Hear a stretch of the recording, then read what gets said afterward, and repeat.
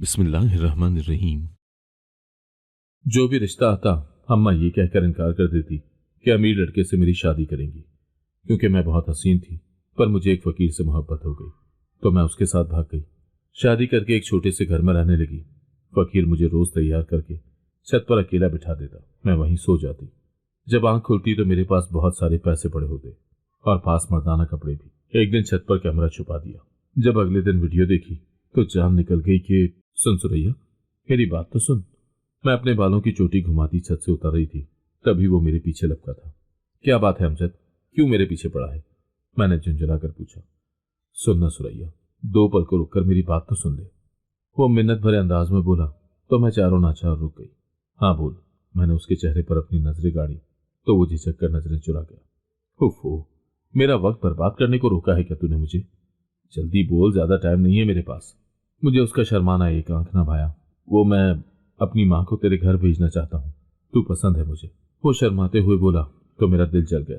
मुझे पहले ही मालूम था कि मैं उसकी पसंद थी, पर उसे ये बात समझ में क्यों ना आती थी कि मुझे उसमें कोई दिलचस्पी न थी। देख अमजद, मैं साफ बात करूंगी, मेरा रिश्ता मेरी अम्मा तय करेगी। इसीलिए तू मुझे मुतासिर करने के बजाय अम्मा को मुतासिर करने की कोशिश कर। अगर अम्मा मान गई तो मेरा हाथ तेरे हाथ में थमा देगी, मगर अगर वो ना मानी तो मैं तेरे लिए कुछ नहीं कर सकती। अपनी तरफ से मैंने उसे साफ इनकार किया था, क्योंकि मैं जानती थी कि अम्मा कभी न मानेगी। मगर न जाने क्यों उसकी बातचीत खिल गई थी। वो तो तू फिक्र ही ना कर, चाची को मनाना तो मेरे बाएं हाथ का खेल है। वो चुटकी बजाते बोला तो मैंने गौर से उसे देखा। यकीनन वो अभी अम्मा को जानता ना था। अम्मा जितनी सीधी और मासूम बनती थी उतनी बिल्कुल न थी। मगर मुझे फिक्र करने की क्या जरूरत थी, अम्मा खुद ही सब देख लेगी। मैं कंधे उचकाती और चोटी घुमाती सीढ़ियों से नीचे उतर आई। मेरा नाम सुरैया है। मैं देखने में बेहद खूबसूरत थी। हम 3 बहनें थी, मैं घर में सबसे छोटी थी। अम्मा अब्बा ने मेरी 2 बहनों को छोटी उम्र में रुखसत कर दिया था। अब मेरी शादी की बारी थी। मैं देखने में अपनी बहनों से बहुत मुख्तलिफ थी। जो मुझे देखता वो एक पल को रुकता जरूर। मेरी बहनें और अम्मा आम शक्लो सूरत की थी, जबकि अब्बा भी कोई इतने खूबसूरत न थे। न जाने मैं किस पर चली गई थी। मुझे अपनी खूबसूरती पर ज्यादा नाज था और ना ही गुरूर। बचपन में तो मुझे अपनी खूबसूरती एक अजाब लगती थी, क्योंकि उसकी वजह से मेरी बहनें मुझसे हसद और जलन का शिकार रहती थी, मुझे बुरा भला कहती। उनके गुस्से की वजह भी मेरी खूबसूरती थी, क्योंकि हर कोई मुझे अहमियत और तवज्जो देता और मेरा मुकाबला मेरी बहनों से करता कि सुरैया अपनी बहनों से ज्यादा खूबसूरत है। मुझे अपनी बहनों का गुस्सा करना अच्छा ना लगता। भला मेरा इस सब में क्या कसूर था? मैं चाहती थी कि मैं भी उनके साथ घुल मिल कर रहूं। जैसे वो बातें करती तो मैं उनके बीच में बैठ जाती, मगर वो मुझे फौरी तौर पर भगा देती और अपने साथ न खेलने देती। उस वक्त मुझे उनके गुस्से की समझ न आती थी, मगर जब बड़ी हुई तो समझ आई कि वो मेरी शक्लो सूरत से खाइफ थी। बहरहाल मैं उनकी बातों को दिल पर न लेती थी। मुझे अपनी खूबसूरती पर कोई फख्र न था। ये सब तो खुदा की देन थी, मेरा इसमें भला क्या कमाल था। लेकिन अम्मा को मेरी खूबसूरती पर बड़ा गुरूर था, इसीलिए मुझे घर में वो खुसूसी तवज्जो देती।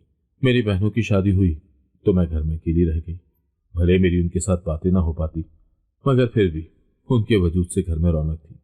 अब बस घर में अम्मा का साथ था। अब्बा सारा दिन थका हारा घर आता तो अम्मा अपने गिले शिकवे लेकर बैठ जाती।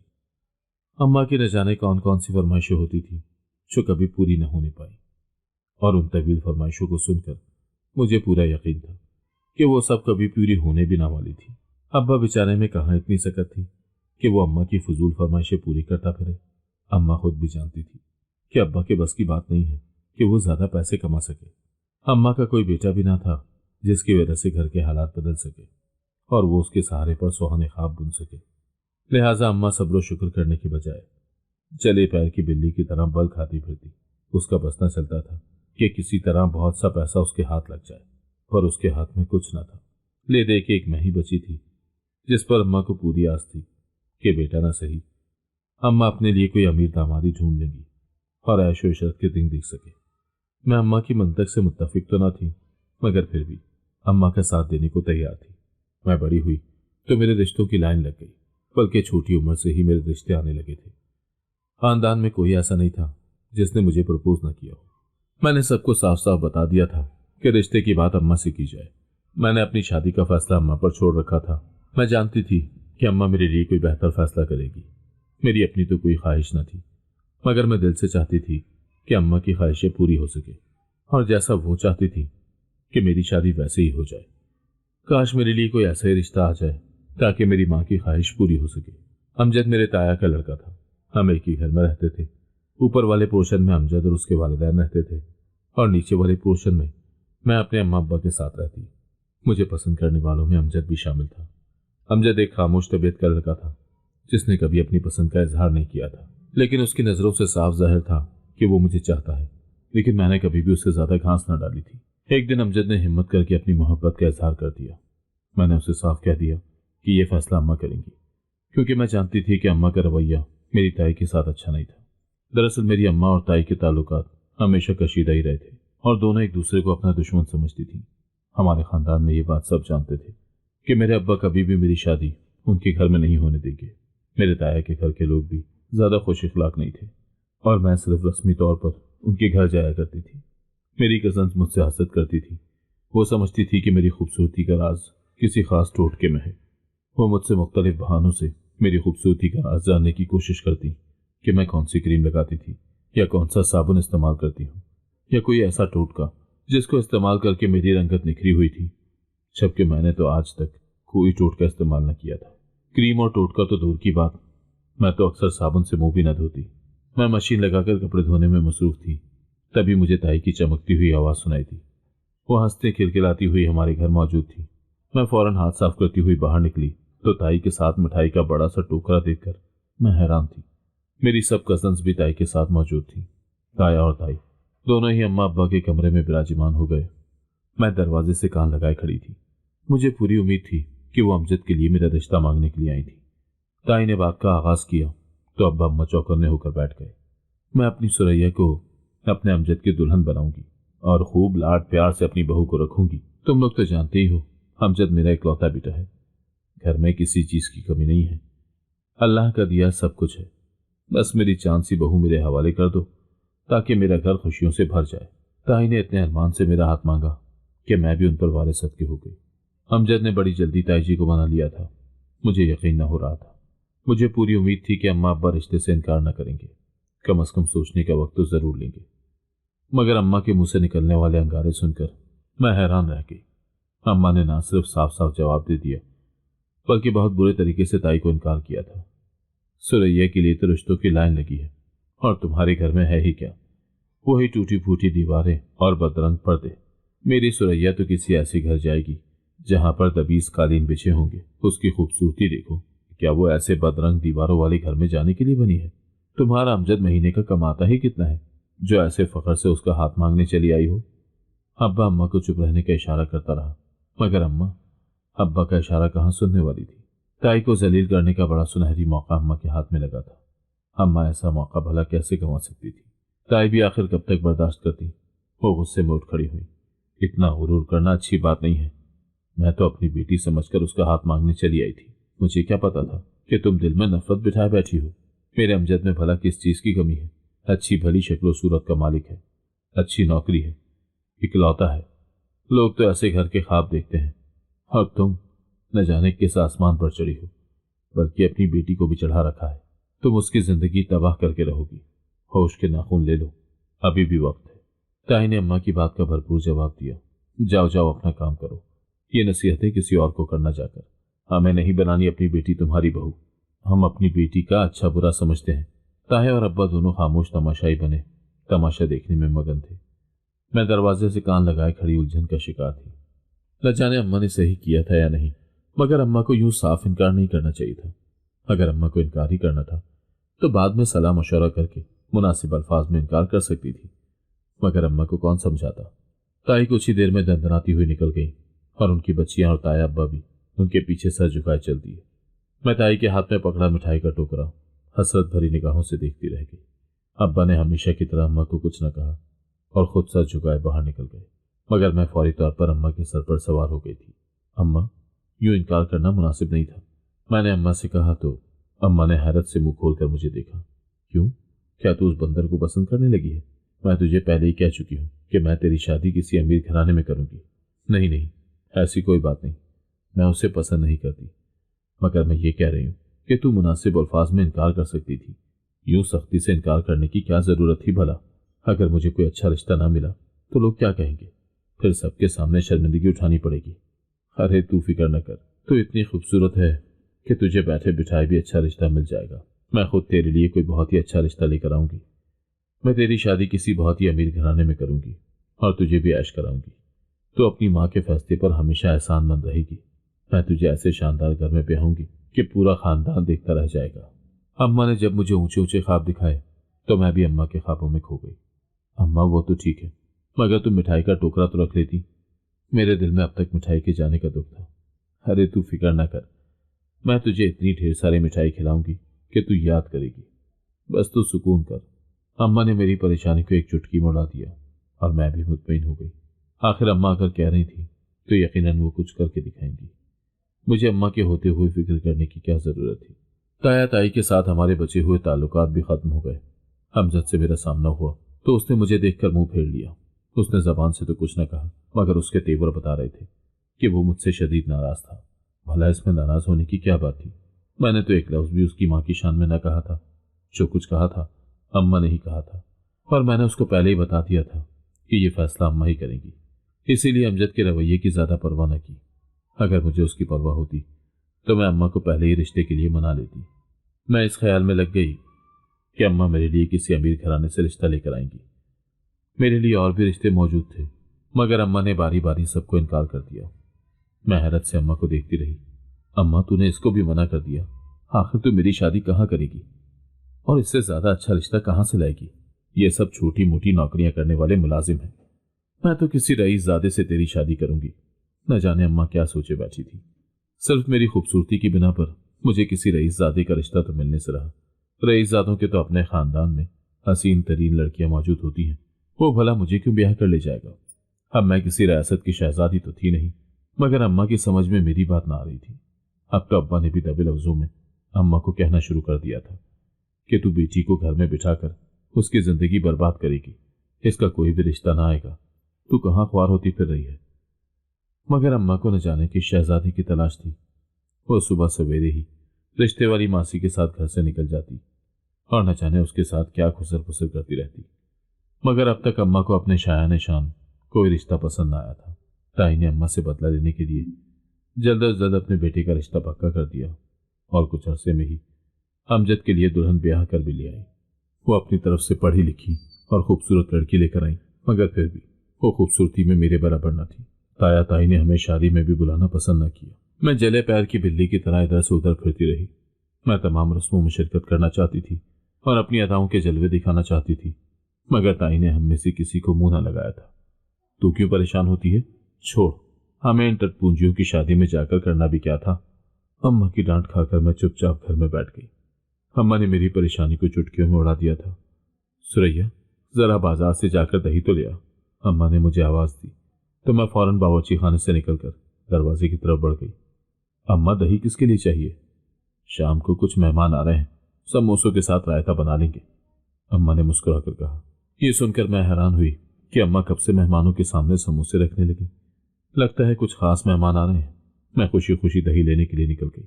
अभी मैं दही लेकर वापस आ रही थी कि किसी ने धीरे से आवाज दी, अल्लाह के नाम पर कुछ पैसे दे दे, 2 दिन से भूखा हूं। यह आवाज किसी नौजवान की थी। मैंने पलटकर देखा तो एक हट्टा कट्टा जवान नजर आया। वो बिल्कुल सेहतमंद और कमाकर खाने के काबिल लग रहा था, मगर फिर भी वो यूं सरेआम भीख मांग रहा था। मेरे हाथ में दही से बचे हुए पैसे थे, लेकिन अम्मा ने हर रुपए का हिसाब देना होता था, इसीलिए मैंने इनकार कर दिया। मेरे पास पैसे नहीं है, माफ करो। मैं जैसे ही आगे बढ़ी वो फौरन बोला, मगर आपके दाएं हाथ में 100-100 के नोट हैं। उसकी बात सुनकर मैंने हैरत से अपनी मुट्ठी को देखा और फौरन पैसे जोर से मुट्ठी में दबा लिए। ये कैसे मुमकिन है कि उसे मालूम हो गया? क्या वो कोई पहुंचा हुआ फकीर था? लेकिन उसकी हालत देखकर ऐसा नहीं लग रहा था। आपके हाथ पांव सलामत है तो कमा कर क्यों नहीं खाते? भीख मांगना अच्छी बात नहीं है, मैंने घबरा कर कहा तो उसने सर हिला दिया। आप बिल्कुल ठीक कह रही हैं, मुझे कमा कर खाना चाहिए, मगर इस वक्त भूख इतनी शदीद है कि कुछ करने की हिम्मत नहीं रही। अगर आप एक वक्त का खाना खिला दें तो अल्लाह आपको मनपसंद दूल्हे से नवाजेगा। यह सुनकर मैं शशदा रह गई। उसे कैसे मालूम था कि मुझे अपनी मनपसंद दूल्हा की तलाश है? मैं तो कई सालों से उस तलाश में थी और अम्मा ने अच्छे रिश्ते की चाह में कई अच्छे रिश्ते ठुकरा दिए थे। मेरी कजिन्स जो मुझसे छोटी थी अब शादीशुदा थी और गोदों में बच्चे खिला रही थी। वो मुझे देखती तो तंजिया मुस्कुराहटों का तबादला करती और मैं शर्मिंदगी से नजरें झुका लेती। अम्मा ने अच्छे रिश्ते की तलाश में मुझे अभी तक घर में बिठा रखा था, मगर उनकी तलाश न जाने किस शहजादे के लिए थी। अब्बा ने भी अम्मा को दबे लफ्जों में कहना शुरू कर दिया था कि बेटी को घर बिठाकर ना बिगाड़, वरना कोई रिश्ता भी नहीं आएगा और तुम दोनों माँ बेटी पछताओगी। मगर अम्मा किसी रईसजादे की तलाश में थी जो शायद ख्वाबों में ही आ सकता था। मैंने चारों नाचार मुट्ठी में दबा 100 का नोट निकालकर उसकी तरफ बढ़ा दिया और तेजी से घर की जानिब चल दी, जबकि वो मुझे बावाज़े बुलंद दुआएं देने में मगन हो गया। मैं कुछ दिनों बाद किसी काम से निकली तो मैंने उसी फकीर को गली के नुक्कड़ पर खड़ा पाया। मैं जैसे ही उसके पास से गुजरने लगी, उसने मुझे पुकार दिया। मेरा नाम परवेज है। उस दिन मदद करने का शुक्रिया। मैं वाकई बहुत भूखा था। आपने मुझ पर बहुत बड़ा एहसान किया। मौका मिला तो आपका एहसान जरूर चुका दूंगा। वो धीरे धीरे बोला तो मैं चौंक कर रुक गई। तुम भला मेरे एहसान का क्या बदला चुकाओगे? मेरे पैसे वापस करोगे क्या? मैंने तेजी से कहा। वो मुस्कुरा उठा। आपको सिर्फ 100 रुपये वापस चाहिए? मैं बदले में आपको इससे कई गुना ज्यादा लौटा सकता हूँ। ये सुनकर मैं छिटक गई। मैं उसे ऊपर से नीचे तक देखने लगी। वो न जाने क्या बातें कर रहा था। अगर वो इतने पैसे लौटाने के काबिल होता तो यूं चौक पर खड़ा भीख न मांग रहा होता, मगर न जाने क्यों उससे बहस करने में मुझे बड़ा लुत्फ आ रहा था। लिहाजा मैंने कमर पर हाथ रखकर कहा, अच्छा, तुम मेरे पैसे कैसे लौटा सकते हो? बल्कि उससे भी ज्यादा कैसे लौटाओगे? लाओ। मैंने उसके सामने हाथ फैलाया तो वो हंसकर बोला, फकीर मैं हूं, आप नहीं, इसीलिए हाथ ना फैलाएं। उसकी बात पर मैं झेप गई और जल्दी से अपना हाथ पीछे कर लिया। मेरा मतलब है कि तुमने ही दावा किया था कि तुम मेरे पैसे लौटा सकते हो, तो अब लौटा दो। ऐसे नहीं। मैं आपके पैसे लौटा सकता हूं, पर उसके लिए मेरी एक शर्त है। वो मायनेखेज लहजे में बोला। वो क्या? ऐसी कौन सी शर्त है? मैंने चौंक कर पूछा। आप मुझसे शादी कर लें तो मैं आपके तमाम पैसे लौटा दूंगा। उसकी बात सुनकर मुझ पर जैसे बिजली गिर गई। वो इतनी गैर मुतवक्की बात कह रहा था कि मैं हैरत से मुंह खोले उसे देखने लगी, जबकि वो सीने पर हाथ बांधे गहरी नजर से मेरा जायजा लेने लगा। जब मेरा सकता टूटा तो मैं फौरन वहां से भाग निकली। वो साफ मेरा मजाक उड़ा रहा था। मैं भला किसी फकीर से शादी क्यों करने लगी थी? मैं उस दिन परवेज से दामन छुड़ाकर भाग तो आई थी, मगर मैं उससे पूरी तरह पीछा ना छुड़वा सकी। न जाने क्यों वो मेरे ख्वाबों ख्यालों में बस गया था। वो हर पल मेरी आंखों के सामने फिरता। वो देखने में भी अच्छा भला था। जाने उसकी क्या मजबूरी थी कि वो फकीर बन गया और यूं सड़कों पर भीख मांगता फिर रहा था। मेरे दिल के तार हिल चुके थे। मैं बहाने बहाने से घर से बाहर निकलती तो वो मुझे कहीं न कहीं दिखाई दे जाता। मैं भी जानबूझकर उसके आसपास मंडलाती। वो मुझसे बात करने की कोशिश में रहता। हमारी आपस में बातचीत होने लगी। कभी हंसी मजाक में बात टल जाती और कभी वो संजीदा होकर मुझसे अपनी पसंद का इजहार करता। कर लो मुझसे शादी, फायदे में रहोगी। वो बड़े एतमाद से मुझे कहता तो मैं हंसकर टाल देती। मेरी हिम्मत न पड़ रही थी कि मैं एक फकीर से शादी करूं। अम्मा ने हमेशा मेरे लिए ख्वाबों का शहजादा सोचा था। उस फकीर ने न जाने मुझ पर क्या जादू किया था कि मैं खुद को उसकी मोहब्बत में मुब्तला महसूस करने लगी। मैं जो किसी को कभी खांस ना डालती थी, मेरे लिए खानदान भर से अच्छे रिश्ते आए थे, बल्कि उनमें से कई एक ने तो मुझे खुद प्रपोज किया था। मैंने सबको ये कहते हुए इनकार कर दिया कि जो अम्मा की मर्जी वही मेरा फैसला होगा, जबकि आज मैंने अपने लिए फकीर को पसंद कर लिया था। अम्मा का फैसला, उनकी मर्जी और ख्वाहिश बहुत पीछे रह गई थी। सच तो ये था कि आज तक किसी के लिए मेरा दिल ऐसे धड़का ही ना था जैसे परवेज के लिए। मैं अपने आप को बेबस महसूस कर रही थी। वो मेरे दिलो दिमाग पर छा गया था। मुझे तो यही लगता था कि उसने मुझ पर कोई जादू या कोई दुआ पढ़कर फूंकी थी, क्योंकि मैं खुद को उससे मिलने से रोक ना पाती। मैं उसकी तलाश में घर से बाहर निकल जाती और वो मुझे कभी कहीं तो कभी कहीं दिखाई दे जाता। वो मुझे करीबी पार्क में आने का इशारा करता तो मैं उसके पीछे चल देती। हम दोनों बैठकर दुनिया जहां की बातें करते। मेरी झिझक जल्दी खत्म हो गई थी। मेरी उसके साथ अच्छी खासी दोस्ती हो गई। वो बातों में बड़ा ही तेज था, शक्ल से मासूम लगता, लेकिन बातें ऐसी करता कि मुझे अपने जाल में फंसाता चला गया और मैं भी उसकी मोहब्बत में पूरी तरह धंस गई। मैं तुम्हारे लिए अपना रिश्ता भेजना चाहता हूँ, उसने मुझसे कहा तो मैंने मना कर दिया। मेरी अम्मा इनकार कर देंगी, लिहाजा रिश्ता भेजने की जरूरत नहीं है। मैंने उसे साफ साफ कहा तो वो चौंक गया। मैं एक फकीर हूँ, इसलिए तुम्हारी मां इनकार कर देंगी, लेकिन मुझमें और भी बहुत सी खूबियां हैं, उसने मायूसी से कहा। तो मैंने एक बार फिर नफी में सर हिला दिया। बात यह नहीं है। बात यह है कि मेरी अम्मा मेरे लिए किसी शहजादे की तलाश में है, जो अब तक तो नहीं मिला और मुझे नहीं लगता कि कभी मिलेगा भी। मैं अम्मा की दहलीज पर बैठे बैठे ही बूढ़ी हो जाऊंगी। मेरे बालों में चांदी उतर आई है। देखो, मेरी खूबसूरती भी ढलती जा रही है, लेकिन अम्मा की जिद नहीं टूटी, जो अपने ख्वाबों और ख्वाहिशात की खातिर मेरी भरी जवानी कुर्बान करने को तैयार है। मैंने अफसरदा लहजे में कहा तो उसने इस बात में सर हिलाया। मैं समझ सकता हूँ, उनकी भी कुछ मजबूरियां रही होंगी, मगर तुम फिक्र न करो, हम उनके ख्वाब पूरा करने की कोशिश करेंगे। परवेज की बात सुनकर मैं हैरान थी। आज तक किसी ने मुझसे ऐसी बातें न की थी जैसे परवेज किया करता। वो मेरी माँ के एहसासात भी समझ रहा था और मेरे भी। उसने मुझे यूं तसल्ली दी कि उसकी बातों में वजन महसूस हुआ। उसे देखकर नहीं लगता था कि वो इतनी समझदारी की बातें कर सकता है। मैं उसकी हर एक बात से मुतासिर हुए बिना ना रह पाती। तुम मुझसे शादी के ख्वाहिशमंद हो तो मुझे भगा कर ले जाओ, एक दिन मैंने उसे साफ साफ कहा तो वो चौंक गया। ये कैसी बातें कर रही हो? मैं फकीर जरूर हूं, लेकिन इज्जतदार हूं। ऐसे तुम्हें घर से भगाकर कैसे लेकर जा सकता हूं? फिर तुम मुझसे शादी करना ही नहीं चाहते, मैंने मुंह पसूर कर कहा तो वो चौंक गया। कैसी बातें कर रही हो? मैं तुमसे शादी क्यों ना करना चाहूंगा? मैं दिलो जान से तुमसे शादी करने को तैयार हूं, मगर ऐसे नहीं। मैं सीधे सादे तरीके से तुमसे शादी करना चाहता हूं। तो फिर भूल जाओ, क्योंकि सीधे सादे तरीके से तो मुझे कभी हासिल नहीं कर सकते तुम। अगर तुम मुझसे शादी करने के लिए तैयार हो तो फिर मुझे भगा कर ले जाओ और मेरे साथ शादी कर लो, लेकिन याद रखना, मुझे धोखा मत देना, वरना मैं तुम्हें गंजा कर दूंगी। मैंने उंगली उठाकर उसे खबरदार किया तो वो डरने की अदाकारी करने लगा। हाँ हाँ, मुझे मालूम है, मैं तुम्हें धोखा क्यों दूंगा। धोखा देने के लिए थोड़ी तुमसे मोहब्बत की है। तुम मेरी पहली नजर की मोहब्बत हो। मैं तुम में दिलचस्पी ले रहा था, इसीलिए तुमसे पैसों के लिए बहस कर रहा था। अच्छा, अब जो भी है, बहरहाल हमारी शादी का यही वाहिद तरीका है। तुम सोच समझ लो, तुम्हारी इज्जत पर तो वैसे भी कोई फर्क न पड़ेगा, क्योंकि तुम तो वैसे ही मांगते हुए अपनी इज्जत दांव पर लगा देते हो। मैंने उसे सीधी और साफ बात कही तो वो एक लम्हे को चुप हो गया। सही कह रही हो, एक फकीर की क्या इज्जत होनी है भला। ठीक है, मैं तुम्हें भगाने के लिए भी तैयार हूं, लेकिन चूंकि भागने की मर्जी तुम्हारी अपनी है, इसीलिए मंसूबा भी तुम ही बनाओ और मुझे बता देना कि तुम्हें कब और कहां और कैसे भगाना है। वो सारा मुद्दा मुझ पर डालकर खुद बरिउस ज़िम्मा हो गया। अम्मा, मेरा यह ख्याल है कि मुझे कोई शहजादा नहीं मिलने वाला। अब तो मैं बैठे बैठे बूढ़ी होने लगी हूँ। मैंने अम्मा से बात करने की ठानी। मैं सोच रही थी कि इससे पहले कि मैं घर से भागूं, मुझे अम्मा के साथ एक मर्तबा बात कर लेनी चाहिए, ताकि मेरे दिल में किसी किस्म का कोई पछतावा बाकी ना रहे। ये लो कर लो गल, तू कैसी मायूसी की बातें कर रही है? तू इतनी जल्दी हार क्यों मान रही है? मैं तेरे साथ खड़ी हूं ना। हिम्मत रख, यकीनन कोई ना कोई अच्छा रिश्ता मिल जाएगा। मैं अपनी ख्वाहिशात और हसरतें ऐसे एक पल में कुर्बान नहीं कर सकती।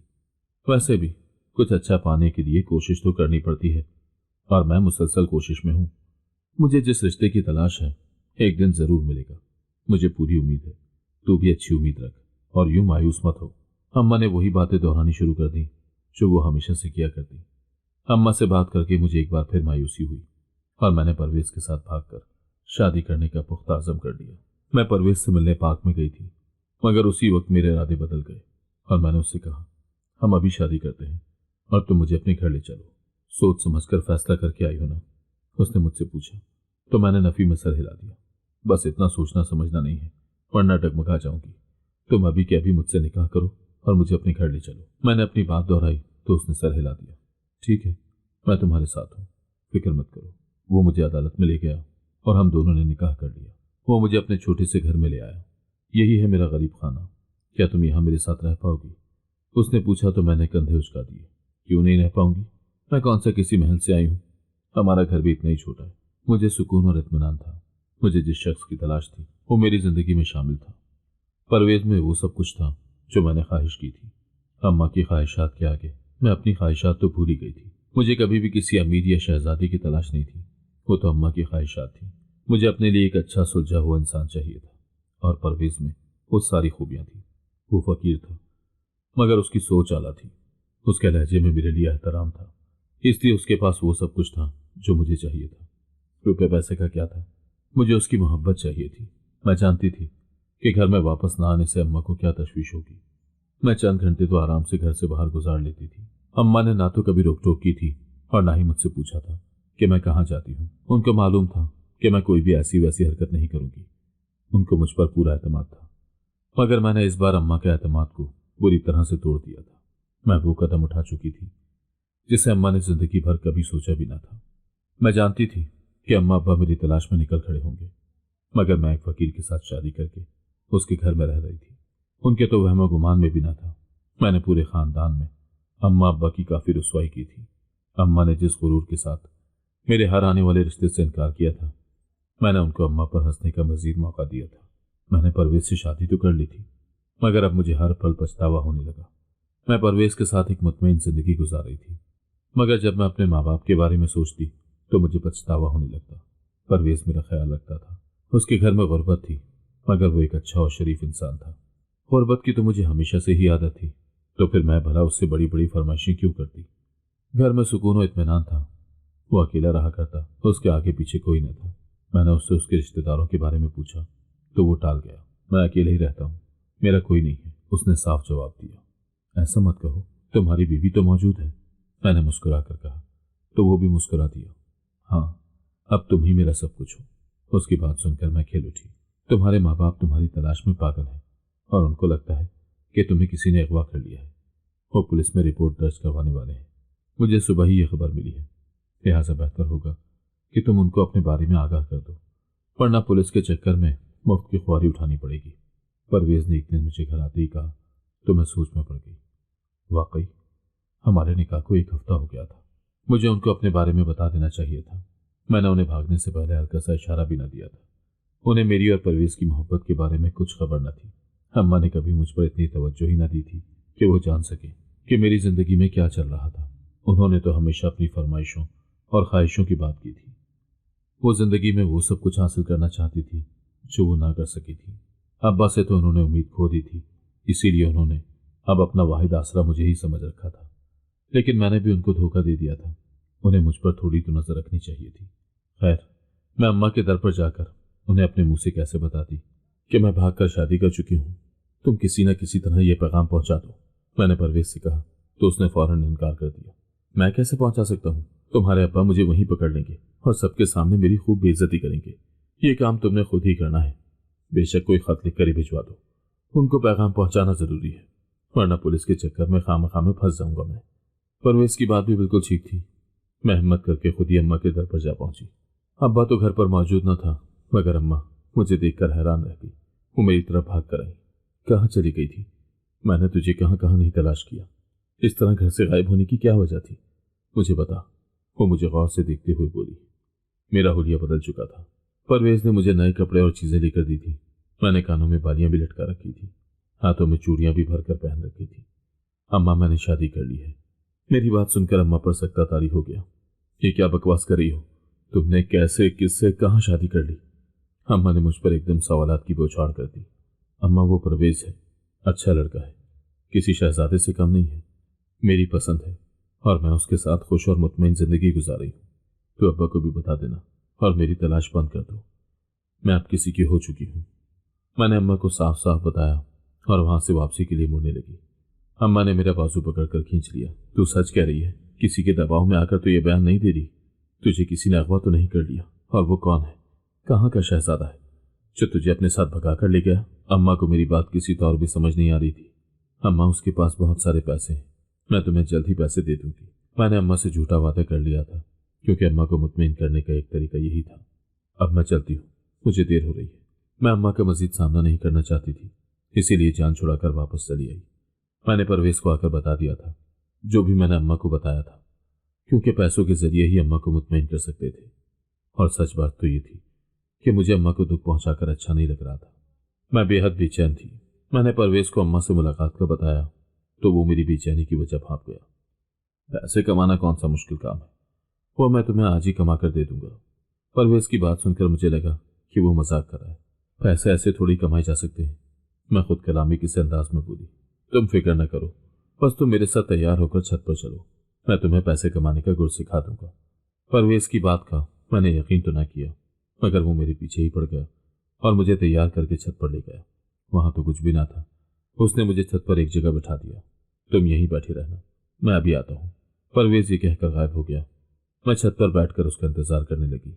मैं अम्मा और अब्बा की वजह से काफी उदास थी, इसीलिए खुद भी उठकर नीचे न गई और छत पर बैठे बैठे ही मेरी आंख लग गई। सुबह मेरी आंख खुली तो मेरे इर्द गिर्द काफी पैसे बिखरे पड़े थे, जबकि एक मर्दाना सूट भी पड़ा था। मैं हैरान थी कि इतने सारे पैसे कहाँ से आ गए। मैं पैसे इकट्ठे करके छत से नीचे उतर आई। परवेज घर में ना था।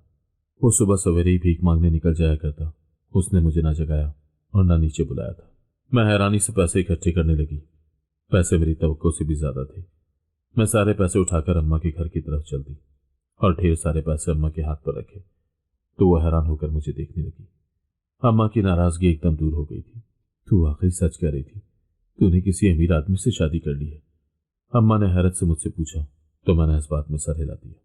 हाँ अम्मा, तू अपनी सारी ख्वाहिशें पूरी करना चाहती थी ना। मैंने हमेशा यही चाहा था कि मैं तेरी सारी फरमाइशें और ख्वाहिशात पूरी कर सकूं और तुझे वैसा ही दामाद मिले जैसा तू चाहती थी। मगर शायद सब कुछ ऐसा ही लिखा था। लेकिन ये देख, मैं कितने पैसे लाई हूं तेरे लिए, और भी पैसे दूंगी, तू फिक्र मत करना। मैंने अम्मा को कहा और उससे इजाजत लेकर वापस चली आई। अब मेरा दिल मुतमईन था। अम्मा की ख्वाहिश तो सिर्फ पैसे कमाने की थी और वो मैंने पूरी कर दी थी। परवेज घर आया तो मैंने उसे सारा किस्सा क्या सुनाया। बस ठीक है, तुम्हें पैसे कमाने हैं तो रोज ऐसे ही छत पर जाकर बैठना होगा, फिर तुम्हें ढेर सारे पैसे मिलते रहेंगे। मुझे नहीं मालूम था कि ये क्या राज था, लेकिन मैं जानना चाहती थी। परवेज मुझे बताने के मूड में नहीं था। वो फौरन खाना खाकर सोने के लिए लेट गया। तुम तैयार होकर छत पर चली जाओ, सुबह उठोगी तो तुम्हारे पास ढेर सारे पैसे होंगे। रोज रोज ऐसे ही होने लगा। मेरा शौक बढ़ता जा रहा था। वो मुझे तैयार करके छत पर बिठा देता और सुबह जब मैं उठती तो मेरे पास एक मर्दाना सूट और ढेर सारे पैसे होते। मैं वो पैसे उठाकर अम्मा को दे आती। रोज बरोज इतने पैसे देखकर अम्मा के मिजाज बदलने लगे थे। वो बेहद खुश थी। तूने बड़े अमीर आदमी से शादी की है जो रोज मुझे इतने पैसे भेज देता है। अम्मा के रंग ढंग बदलने लगे थे। उसने अब्बा को भी मना लिया था, मगर अभी तक मेरा अब्बा से सामना न हुआ था। मैं अब तक अम्मा को काफी पैसे दे चुकी थी, लेकिन मेरे अंदर एक बेचैनी थी कि न जाने ये पैसे कहाँ से आते हैं। ऐसा कैसे मुमकिन था कि मेरी आंख खुलती और मेरे पास ढेर सारे पैसे होते। परवेज तो एक फकीर था, वो भला इतने पैसे कहाँ से लाता था? फिर ये क्या चक्कर था? और वो मर्दाना सूट क्या था जो हमेशा मेरे पास पड़ा होता? मेरी बेचैनी रोज बर रोज बढ़ती जा रही थी। एक दिन मैंने फैसला किया कि मैं आज अम्मा को पैसे ना दूं, उसके बजाय एक मोबाइल फोन खरीद लूं। मैं देखना चाहती थी कि रात को वहां क्या होता है। मैंने परवेज से छुपकर वहां कैमरा लगा दिया। अगली रात जब परवेज ने मुझे तैयार करके छत पर भेजा तो मैं फौरन ही इत्मीनान से सो गई। अगले दिन जब मेरी आंख खुली तो वहां वैसे ही ढेर पैसे पड़े थे। मैंने सारे पैसे इकट्ठे किए और फौरन कैमरा निकालकर नीचे चली आई। सबसे पहले मैंने मोबाइल फोन पर वीडियो देखी तो मेरी जान निकलने लगी। पैसे रखने वाला कोई और नहीं, परवेज था। वो मेरे सोने के बाद दबे कदमों से आया था और मेरे इर्द गिर्द ये सब पैसे रखकर वापस नीचे चला गया था। मैं उसकी इस हरकत पर हैरान परेशान थी। अगर वो पैसे देना चाहता था तो दिन के वक्त सीधे तरीके से दे सकता था, लेकिन शायद वो ये सब छुपाना चाहता था कि उसके पास इतने पैसे कहां से आए। यही वो सवाल था जिससे वो बचना चाहता था, इसलिए उसने मुझे इस तरीके से पैसे देने की कोशिश की। ये सब क्या था और उसने ऐसा क्यों किया? इसका जवाब सिर्फ परवेज ही दे सकता था। शाम को जब वो वापस आया तो मैं उसी के इंतजार में बैठी थी। मैंने मोबाइल उसके सामने कर दिया। वीडियो देखकर वो हैरान रह गया। ये वीडियो तुमने कब बनाई? वो शर्मिंदगी से बोला। वो छोड़ो, मुझे ये बताओ कि ये सब क्या है। मुझे हर बात की वजाहत चाहिए। वो मेरी संजीदगी देखते हुए सामने पड़ी खाली कुर्सी पर बैठ गया। दरअसल जब तुम्हें पहली बार देखा तो तुम पर दिल हार गया। तुम बेइंतहा खूबसूरत हो। मुझे जिंदगी में कभी कोई इतना अच्छा लगा ही नहीं जितना तुम मुझे पहली नजर में लगी। मगर उस वक्त मैं एक फकीर के हुलिये में था। मैं एक खुफिया मिशन पर था और अपनी सच्चाई बयान नहीं कर सकता था। मैं एक खुफिया एजेंट हूँ और हुलिया बदलकर बहुत से मिशन मुकम्मल करने पड़ते हैं। तुमने मुझे फकीर ही समझा। मैंने सोचा था कि अपना मिशन मुकम्मल करके तुम्हारे घर रिश्ता जरूर भेजूंगा, मगर तुम भी मेरी मोहब्बत में गिरफ्तार हो गई और हमारी दोस्ती हो गई। मैं देखना चाहता था कि क्या तुम किसी फकीर से शादी करने को तैयार होगी या नहीं। मुझे लगता था कि तुम मुझसे शादी न करोगी, क्योंकि फकीर से कोई भी लड़की शादी न करती और तुम तो इस कदर खूबसूरत थी। मगर जब तुमने खुद मुझसे निकाह करने की बात की तो मेरे दिल में मौजूद सारे खदशात दूर हो गए, बल्कि मुझे तुम्हारे सुनहरे दिल का भी अंदाजा हो गया कि तुम किस कदर अच्छी हो। दुनियावी चीजों और रुपए पैसे से तुम्हें कोई गर्ज न थी। तुमने अपनी माँ की सोच और ख्वाहिशात के बारे में बताया तो मैंने उनके लिए कुछ करने का सोचा, मगर मैं तुम्हें यूं पैसे देता तो तुम्हें कैसे यकीन दिलाता कि मेरे पास पैसे कहाँ से आए। और वैसे भी मेरा मिशन अभी मुकम्मल ना हुआ था। उससे पहले मैं तुम्हें कुछ भी ना बता सकता था। निकाह के कुछ दिनों के बाद मुझे रात की ड्यूटी के लिए जाना पड़ा तो मुझे अपना हुलिया तब्दील करना था। ये ड्यूटी किसी और मकाम पर किसी और हुलिये में देनी थी, इसीलिए मैंने तुम्हें बहाने से छत पर भेज दिया। जाने से पहले मैं ऊपर देखने आया तो तुम सो चुकी थी। मैंने तुम्हारे इर्द गिर्द पैसे रख दिए और मैं अपना सूट जो साथ लेकर जा रहा था तुम्हारे पास ही भूल गया। तुम्हें मुझ पर कोई शक न हुआ। सुबह तुमने अपनी अम्मा तक पैसे पहुंचाए तो तुम बहुत खुश और मुतमईन थी। इसीलिए अगली रात जब मैं तैयार होने लगा तो तुम्हें फिर बहाने से ऊपर भेज दिया। मैंने सोचा कि चलो जब तक मेरी रात की ड्यूटी है तब तक ऐसे ही चलने देते हैं, पर मुझे नहीं मालूम था कि तुम इतनी छुपी रुस्तम निकलोगी और मुझ जैसे होशियार ऑफिसर को इतनी जल्दी पकड़ लोगी। वो कान खुजाता हुआ बोला। मैं हैरान होकर उसकी दास्तान सुन रही थी। मुझे उसकी बात पर जरा यकीन न आ रहा था। वो एक फकीर न था बल्कि भेस बदल कर कोई ड्यूटी सर अंजाम दे रहा था। यानी वो एक अमीर शख्स था। अम्मा की दिली ख्वाहिश पूरी हो गई थी। उसने मुझे आजमाने के लिए सच न बताया था और वो अपने मिशन की वजह से भी इस बात को खुफिया रखना चाहता था। उसे मालूम न था कि उसका पोल इतनी जल्दी खुल जाएगा। मैं सोचो विचार में मुब्तला थी। वो गौर से मेरी जानिब देख रहा था। अब नाराज मत होना, मैं तुम्हें अपने खानदान से जल्द ही मिलवाने के लिए ले जाऊंगा। अम्मा तो हयात नहीं है, अब्बा और एक छोटा भाई है। वो धीरे से बोला। तो मैंने गुस्से में उसे घूरा। तुमने मुझसे किस कदर झूठ बोले हैं? तुम्हें कुछ एहसास है? और किस तरह मुझे बेवकूफ बनाकर यूं छत पर बिठा दिया? मैं गुस्सीले लहजे में बोली। मुझे एहसास है, पूरी तरह एहसास है, इसीलिए तो शर्मिंदा हूं। मैं ये मिशन खत्म होते ही तुम्हें सब बताने वाला था। वो मेरे करीब खिसक कर बोला और मेरा हाथ अपने हाथों में ले लिया। तुम अमीर हो? मैंने मुंह बसोर कर पूछा तो उसने मुस्कुराकर इस बात में सर हिला दिया। मैंने परवेज को हंसी खुशी माफ कर दिया। मुझे लग रहा था कि मैं किसी ड्रामे की हीरोइन हूं जिसके साथ अनहोने वाकयात हुए थे। परवेज का मिशन खत्म हुआ तो वो मुझे अपने साथ अपने शहर ले गया। उसके पढ़े लिखे और सुलझे हुए खानदान से मिलकर मुझे बहुत अच्छा लगा। परवेज मेरा दीवाना था क्योंकि उसे पूरा यकीन था कि मैंने उसका हाथ उस वक्त थामा था जब वो एक फकीर था। मुझे उसके खानदान और उसकी नौकरी और उसकी तालीम के बारे में कुछ मालूम न था। मैंने सिर्फ उसकी शख्सियत को चाहा था। मुझे दिली खुशी थी कि इस हकीकत के बावजूद कि मैंने उससे भागकर शादी की थी, मेरे शौहर के दिल में मेरी इज्जत और तकरीम कायम थी।